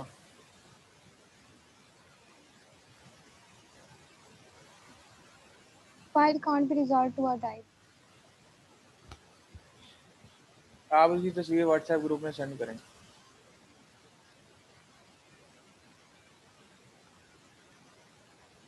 क्योंकि बाकी लोग चला है, लोग जिन लोगों ने लैपटॉप पे लिखा है, अब मैंने तो पेज पे लिखा है। चलें और कुछ लोग जिन्होंने लैपटॉप पे ट्राई किया है, लैपटॉप पे उनके पास चल गया, यहाँ एरर आ रहा है। सर एक दफा आप खुद करा दें। देखिए मैं तो करवा दूंगा, मुझे तो यहाँ पर कुछ भी नहीं होगा, लेकिन आप लोगों को एरर रिजॉल्व करना भी तो आना चाहिए ना। मैंने यहाँ पर सिर्फ और सिर्फ एक नेम चेंज करना है कि देखें ये SATOOP.txt था ना, तो मैं क्या करूँगा, इसको यहाँ से कॉपी करूँगा और यहाँ पर ला के मुझे क्या करना है, उसको इसी कोड में पेस्ट कर देना है और ये चल पड़ेगा। ठीक है, इसको मैं एग्जीक्यूट करूँगा तो वो क्या कहेगा, फाइल क्रिएटेड। देख रहे हैं? मैं ऐसे करता हूँ, इसको मैं कॉपी करके चैट में जाके शेयर कर रहा हूँ, आप वहाँ से इसको ट्राई करें।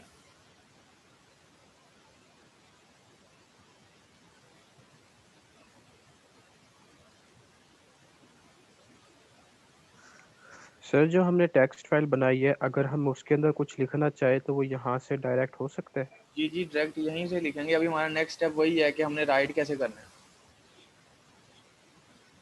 Okay sir.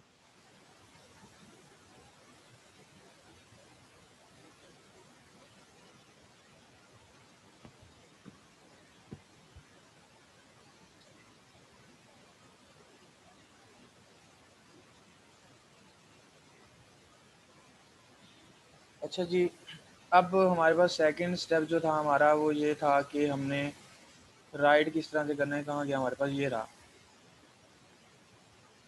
ठीक है ना, राइट टू फाइल। अब हमने टेक्स्ट फाइल क्रिएट कर ली हैं, लेकिन अब हमें क्या करना है, उन फाइल्स में राइट करना है डाटा। तो वो कैसे करेंगे? तो हमें राइट फाइल करने के लिए फाइल राइटर का एक ऑब्जेक्ट बनाना पड़ता है। फाइल राइटर एक क्लास है, ठीक है। फाइल राइटर क्लास जो है उसको यूज़ करना पड़ता है और उसका राइट मेथड जो है वो कॉल करवाते हैं और उसके थ्रू जो है हम कुछ भी डाटा वो फाइल में राइट कर सकते हैं, ठीक है। अब जब आपने फाइल में राइट कर लिया डाटा, उसके बाद आपने याद से फाइल को क्लोज कर देना है, ठीक है। अगर आप फाइल क्लोज नहीं करेंगे तो वो मे भी किसी और ट्रांजिशन के अंदर आपकी फ़ाइल जो है वो यूटिलाइज हो सकती है। अब यहाँ पर तो फाइल का केस आ रहा है ना, अगर आप कभी डेटाबेस की प्रोग्रामिंग कर रहे होंगे, आपने सर्वर के साथ कनेक्शन ओपन किया, वहाँ से डाटा कुछ रीड किया या वहाँ पर डाटा कुछ राइट किया, राइट करने के बाद आपको कनेक्शन को क्लोज लाजमी करना है। अगर आपने कनेक्शन क्लोज ना किया तो फिर आपका सर्वर जो है वो डेटाबेस वाला वो हैक भी हो सकता है, क्योंकि वो ब्रीच आ जाएगी, सिक्योरिटी ब्रीच, अगर आपने सर्वर क्लोज ना किया। तो आपको कनेक्शन क्लोज करना है तब। और यहाँ पर सर भी किस तरह, जी मतलब किस वो तरह कनेक्शन क्लोज करना? वो बस आप लोगों ने डॉट क्लोज का फंक्शन यूज़ करना है वहाँ पर। यहाँ पर आप फाइल के लिए एक डॉट क्लोज का फंक्शन यूज़ कर रहे हैं ना, वहाँ पर कनेक्शन के लिए डॉट क्लोज यूज़ कर लेंगे। अब मैं उसकी तरफ के लिए जाना नहीं इतना चाह रहा हूँ, काफी है। मैं ना डेटाबेस की तरफ जाना चाह नहीं रहा हूँ, क्योंकि वो कुछ और एडवांस हो जाता है। वो जब आप पढ़ेंगे ना तो उस वक्त जो है आप ट्राई कर लीजिएगा, या इन फ्यूचर कभी ज़रूरत पड़े तो आपको कुछ एक आइडिया होगा अब कि आपने करना कैसे है। मैं अब आपको वो पूरा लेके नहीं चलूँगा, फिर वो हमारे लिए ज़्यादा हो जाएगा। अभी हमें सिर्फ फ़ाइल के साथ ही काम करना आ जाए तो मेरे ख्याल में काफ़ी है। तो फ़ाइल आपने जब भी राइट करनी है, राइट करवाने के बाद क्लोज़ करना है, और राइट करने के लिए पहले आपको फ़ाइल ओपन करनी पड़ेगी। समझ रहे हैं? जैसे हम रजिस्टर के ऊपर काम कर रहे हैं ना, अपने आम कॉपी पेंसिल लेके, तो हम ओपन करते हैं। ओपन करने के बाद कुछ भी डाटा यहाँ पर राइट करते हैं या रीड करते हैं, उसके बाद रजिस्टर क्लोज करके रख देते हैं। तो यहाँ पर ये जो फाइल है उसको भी ऐसे ही करेंगे कि फाइल ओपन करेंगे, डाटा रीड करेंगे या राइट करेंगे, उसके बाद फाइल को क्या करना है, क्लोज करना है, ठीक है।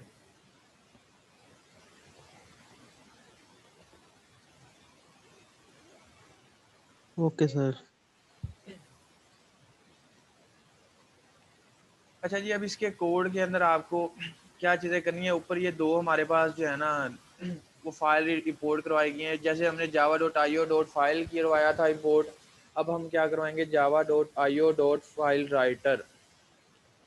और मेन फंक्शन में जाके आपने फाइल राइटर का ऑब्जेक्ट बनाना है। पहले फाइल का ऑब्जेक्ट बनाया था, फाइल राइटर का बनाया ऑब्जेक्ट, और उसको आपने क्या दिया, फाइल का नाम दिया जिसमें आप डाटा राइट करना चाह रहे हैं।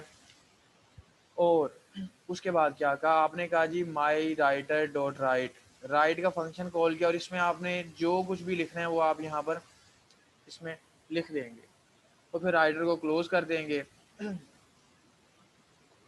इस तरह से जो भी आपने डाटा लिखना होगा वो फाइल में राइट हो जाएगा। और उसके बाद आपने कर दें सक्सेसफुली रोड टू फाइल। और ये एक्सेप्शन वगैरह भी आप यहाँ पर लगा सकते हैं, या फिर आईओ एक्सेप्शन नहीं लगाना तो एक्सेप्शन ई लिख दीजिएगा। सर अगर हम एग्जिस्टिंग फाइल में कुछ राइट करेंगे तो फिर उसी का नाम लिखेंगे? जी, उसी फाइल का पाथ या उसी का नाम देना पड़ेगा आपको। ठीक है सर। ठीक है ना। अब हमने जो फाइल क्रिएट की है उसी के साथ ये काम करके देखते हैं।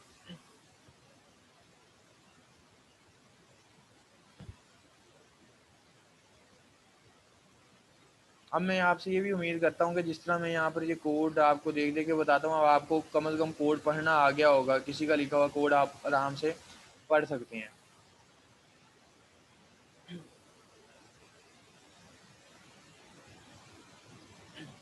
अच्छा जी, पहले तो जो है ना मैं इस कोड को कमेंट कर रहा हूँ, अभी मैं इसके साथ काम नहीं करता। हम डायरेक्ट ऐसे लिख लेना जैसे राइटर का कोड लिखना होता है। तो ये ट्राई, और ये कैच हो गया ब्लॉक हमारे पास एक। कैच में हम क्या कर लेते हैं,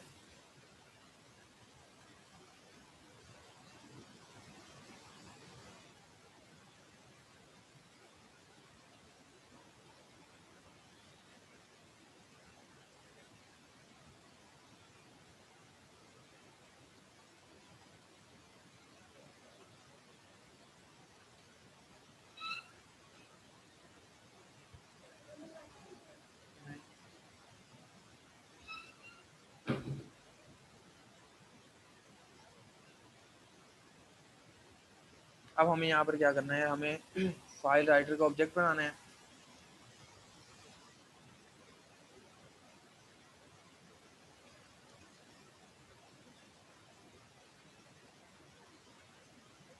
अब ये क्या कह रहा है, ये कह रहा है जी कुछ इंपोर्ट वगैरह करवाओ, तो हम इंपोर्ट भी करवा लेते हैं।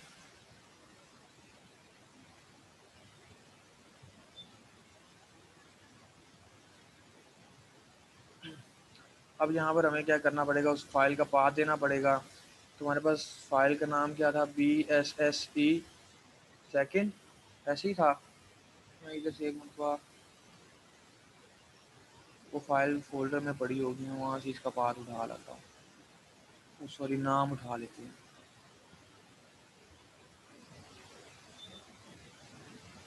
ये मैं उठा लाए हैं वहाँ से नेम, इसको मैं यहाँ से को पेस्ट करके .txt आया था। अब मुझे क्या करना है, अब मुझे करना है माई m राइटर डॉट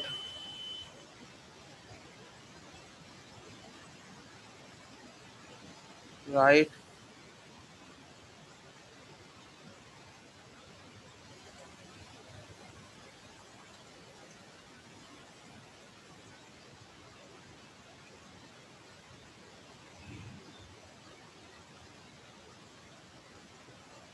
तो इसको कर देते हैं।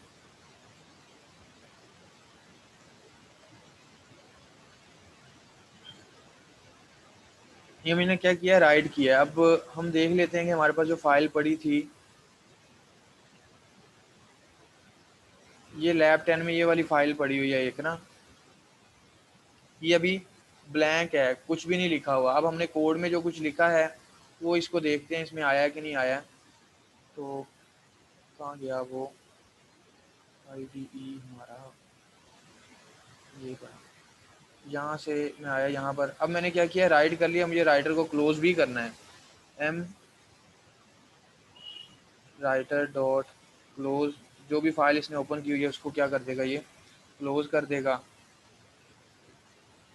और मैसेज यहाँ पर हम एक प्रिंट करवा लेते हैं, सॉरी यहाँ से ये वाला प्रिंट करवा लेते हैं।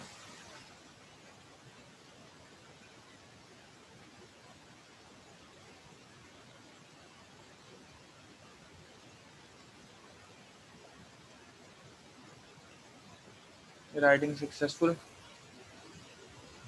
और इसको एग्जीक्यूट किया। ये देखिए जी, उसने राइटिंग सक्सेसफुल का हमें मैसेज प्रिंट करवा दिया, जैसे हमने यहाँ पर किया था। FUSS होना था, ठीक है चलो जो भी है इसका स्पेलिंग। अब हम देखते हैं कि जो हमारी फ़ाइल थी वो लैब 10 में पड़ी हुई थी, ये वाली फ़ाइल थी। इसको हमने ओपन किया तो जो हमने वहाँ पर लिखा था IDE में वो यहाँ पर आके राइट हो गया। ठीक है, आइडिया हो गया ना। अब आपने राइट किस तरह से करना है फाइल में।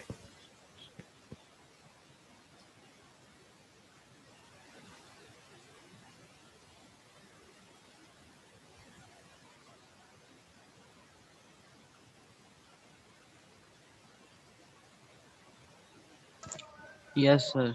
ओके, अब आपने जो फाइल क्रिएट की थी उसमें आप कुछ भी लिख लीजिएगा ना, और इसकी आप थोड़ी सी प्रैक्टिस कर लेंगे एक्सेप्शन हैंडलिंग की, और ये फाइल में डाटा फाइल क्रिएट करने का और फाइल में डाटा राइट करने की।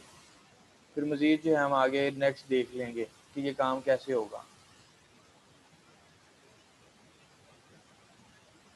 सर ये जो सारा हमने काम किया वैसे हम फ्रंट एंड पे करते हैं, ये हमने कोडिंग करके बैक एंड पे कर लिया सारा, जी मतलब यही है वो ना आप सारा? जो GUI से कर रहे हो ना काम, ग्राफिकल यूजर इंटरफेस है कि फाइल आपने क्रिएट की थी, फाइल ओपन करके आपने लिखा। ये हमने कोडिंग के थ्रू काम करके देखा है। फाइल्स को जावा के कोड के थ्रू हम कैसे मैनेज कर सकते हैं कि फ़ाइल क्रिएट कैसे करनी है, फाइल जो है वो उसमें से डाटा राइट कैसे करना है। अभी हम आगे रीड का भी देखेंगे कि फाइल रीड कैसे करेंगे। ठीक है, आज आई ओके थिंक हमें राइट तक इनफ है।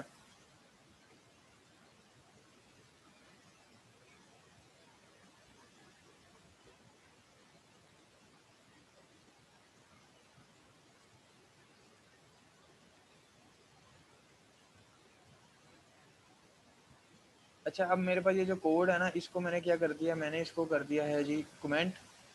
ये मैं प्रीवियस कोड की तरफ आ रहा हूँ। अब मैं आपको थोड़ा सा वो चीज़ों को ना मैप करवा के भी यूज़ करना बता देता हूँ कि आप किस तरह से कर सकते हैं। अब ये देखें, हमारे पास ये एक फ़ाइल क्रिएट हो गई ना। अब फाइल क्रिएट होने के बाद ही, जैसे फ़ाइल क्रिएट हुई है, उसके बाद मैं चाह रहा हूँ कि यहाँ पर मैं उस फाइल में लिखूँ डाटा। तो मैंने ये फ़ाइल जो क्रिएट हुई थी, इसका मैंने क्या कर दिया, यहाँ पर इसको नेम दे दिया। और अब मैं ये वाली चीज़ें वहाँ पर लिख देता हूँ, लेक्चर LECTURE लेक्चर लैब 10। ठीक है। अब ये देखें कि एक फ़ाइल यहाँ पर क्रिएट भी की है हमने इफ़ वाले के अंदर ही, फिर मैंने राइटर ऑब्जेक्ट क्रिएट करके उसमें कुछ राइट भी कर दिया है।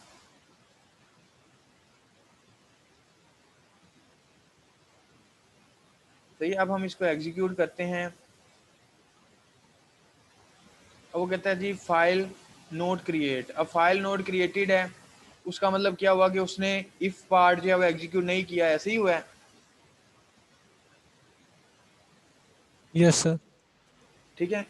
अब हमने तो क्या किया था, हमने तो इफ पार्ट के अंदर ये फाइल राइटर लगाया था। अब हम जाके अपनी वो पहले फाइल तो देखें कि फाइल के अंदर क्या कुछ आया है। तो फाइल में हमारे पास कुछ भी नहीं होगा। कहाँ गई हमारी फाइल, ये वाली थी, ये वाली फाइल है हमारे पास, आपको नज़र आ ही रही होगी। ये देखें, इसमें कुछ भी नहीं आया। कुछ क्यों नहीं आया, क्योंकि वो इफ पार्ट के अंदर हमने फाइल के अंदर राइट करने वाला सारी लॉजिक जो थी वो दी हुई थी। अब हमारा इफ पार्ट तो चला ही नहीं। क्यों नहीं चला, क्योंकि फाइल ऑलरेडी एग्जिस्ट कर रही थी। तो वो जो हमारा राइटिंग वाला कोड था वो भी नहीं चला। सही है। Yes sir. अब अगर हमें उसे चलाना है तो हमें क्या करना पड़ेगा भला, इस कोड को हमें क्या करना पड़ेगा, इसको हम यहाँ से निकालें। हम कहें कि ये ट्राई ब्लॉक में एल्स के बाद लगे। इफ एल्स का कुछ भी रिजल्ट आए, इसके ऊपर अब इफेक्ट नहीं करेगा। समझ रहे हैं। जी सर। ठीक है ना। अब मैं उम्मीद करता हूँ कि आपको आइडिया हो गया कि हमें चीज़ों को मैनेज किस तरह से करना है। अब हम इसको क्या करते हैं, यहाँ पर एग्जीक्यूट करते हैं। अब वहाँ पर अब फाइल नोट क्रिएटेड आया, लेकिन राइटिंग सक्सेसफुल हो गया। ये फाइल पहले से क्रिएटेड थी, उसके अंदर उसने क्या कर दिया, डाटा राइट कर दिया। अब हम क्या करते हैं, हम जाके अपनी फाइल ओपन करके देखते हैं जी, कहाँ गया, सॉरी ये पड़ा है, ये शेयर करना है, लैब 10 वाला ये है। ये हमारे पास फाइल है सेट ऊप, और ये रही। तो ये देखें जी, अब इसके अंदर जो है वो जो हमने लिखा था वो आ गया है, पहले नहीं आया था।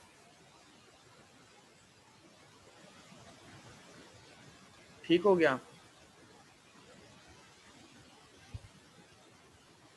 Yes sir. अब आप लोग इसकी जो है ना वो प्रैक्टिस कर लेंगे।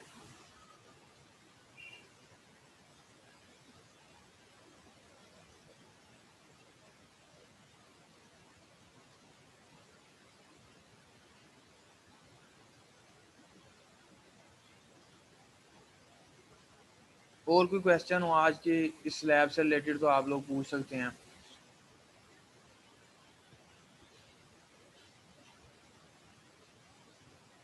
किसी का एरर आए वो मुझे क्या करें, ग्रुप में स्क्रीनशॉट सेंड कर दें। अब जो भी देखेगा हम में से पहले मैं देख लूँ या कोई और जिसको भी उसका रिजल्ट आता होगा, तो वो क्या करेगा, उसको रिजॉल्व करवा देगा। ठीक है।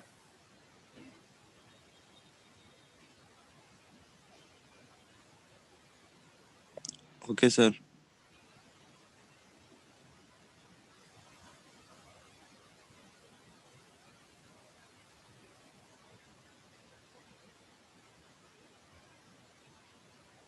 ठीक हो गया जी। सर आपने फोल्डर में तो चेक किया था, वहाँ पे शायद उससे फाइल क्रिएट हो चुकी थी, लेकिन यहाँ पे हमारे पास क्यों प्रिंट हुआ है कि फाइल नॉट क्रिएटेड।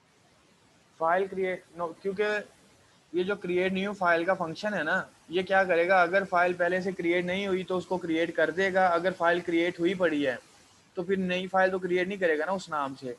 अब जो ये फाइल राइटर का फंक्शन है, ये क्या करेगा, ये जो फाइल क्रिएट हुई पड़ी है उसके अंदर क्या करेगा, डाटा इंसर्ट करेगा। अगर इसने फाइल क्रिएट नहीं की, वो मतलब क्या कि पहले से क्रिएटेड है। अब पहले से क्रिएटेड है तो क्या करो, उसमें राइट कर दो। समझ गए? जी सर। ओके गाइस, फिर अब इसकी आप प्रैक्टिस कर लें। उम्मीद है कि आप लोगों को वो पता लग गया, आप लोगों के एग्जाम्स का नोटिफिकेशन भी आ गया है, तो उसकी भी जो है ना आप लोगों ने तैयारी करनी है। और जो बाकी का कोर्स बचा हुआ है ना, उसके टॉपिक्स को हमने एक मरतबा से देखना ही है, ठीक है। जैसे थोड़ी सी 2-4 चीज़ें पड़ी हुई हैं, तो उसको इंशाल्लाह ताला नेक्स्ट लेक्चर में देख के कंप्लीट कर लेंगे। तो इंट्रोडक्शन टू जावा के अंदर से थोड़ी चीज़ें ही आएंगी। मेन आपकी जो चीज़ें हैं ना ऊप वाली हैं, वो आपकी ज़्यादा इम्पोर्टेंट हैं। उससे पहले वाली जो थी वो सिर्फ आपको इंट्रोडक्शन देने के लिए था, लेकिन अगर आपको ज़्यादातर पूछा जाएगा वो फिर उसमें से ही पूछा जाएगा। ऊप वाला जो भी हमने स्टार्ट किया था ना, उसके अंदर से ये फाइल हैंडलिंग वगैरह एंड तक ये आप लोगों को करना होगा। तो आपको पता लग ही गया होगा कि MCQs पेपर होंगे। तो सर MCQs होंगे? अभी तक तो यही है।